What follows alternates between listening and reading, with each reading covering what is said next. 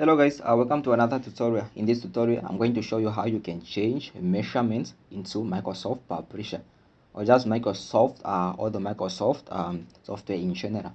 So before you get started, I just want to ask you, like, if this is your first time, then please consider subscribing and hit that notification bell so you get notified every time we upload a new tutorial. With that being said, let's get started. Now, as you can see, I already have Microsoft Publisher open up here, right? So make sure you open up yours. I hope yours is already open up. Now, if you come here to your home, right? Let's say if you were to insert something, let's say a square, right? That's a square, right? You got that. So you have this. If you look here, you will see your measurements here are in inches, right? Inches right there. So let's say you want to change this to pixel, or here in Africa or the world, really we use centimeters and then millimeters, right? Or pixel, yeah. So all you have to do is just come up here to file, right, and then click on option, right, down here, option, and then this should open up right here. This should open up, and then now I want you to click on advanced.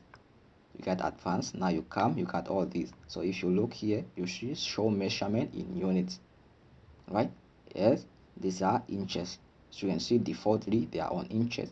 So now you can choose all the centimeter, picas, points, or pixel.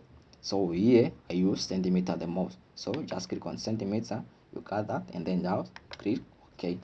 Now if you come back here and then you look here, you see your measurement have now changed to centimeter, right? So now you can work the way you want, right? Perfect. Even if you come into your page design and then your size, page size, right here, you will see all these are now in centimeters. They're no more in inches, right? You got that. So yeah, that's how you can change measurements into Microsoft or the Microsoft packages, which that is Word, Excel, or all that. You can just change them by going to File, Option, Advanced, and then change your measurement, right? Yeah, so I hope you find this video helpful. If you did, make sure you give it a thumbs up, leave us a comment down below, and if this was your first time, then please consider subscribing and hit that notification bell so you get notified every time we upload a new tutorial. With that being said, I'll see you guys in the next video. I'm out. Peace, love, and unity.